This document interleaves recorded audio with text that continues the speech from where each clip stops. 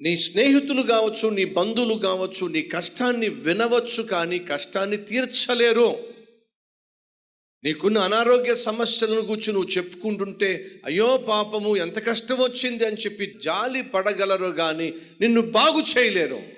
కానీ నేను ప్రకటించే ఈ దేవుడు నీ కష్టాన్ని వినడమే కాదు, నీ రోగం గురించి వినడమే కాదు, ఆయన నిన్ను బాగు చేయగలడు, ఆయన నిన్ను స్వస్థపరచగలడు.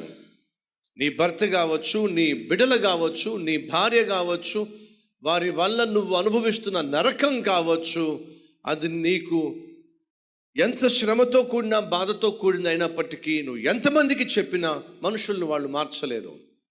కానీ దేవునికి చెప్పినట్లయితే ఆ దేవుడు ఎటువంటి దుర్మార్గుణ్ణైనా మార్చగలడు. మార్చేటటువంటి శక్తి దేవునికి ఉంది. నీ పరిస్థితులను మార్చగలిగిన, నీ ఆరోగ్యాన్ని బాగు చేయగలిగిన, నీకున్న సమస్యలకు పరిష్కారాన్ని ఇవ్వగలిగిన, నీకు శాంతిని, సమాధానాన్ని, సంతోషాన్ని ప్రసాదించగలిగిన దేవుని దగ్గరికి ఎందుకు రావు నువ్వు? దేవునికి ఎందుకు చెప్పుకోవు నువ్వు? దేవుని సన్నిధిలో ఎందుకు మొరపెట్టవు నువ్వు? ఓ ప్రశ్నను సూటిగా వేయనిస్తా.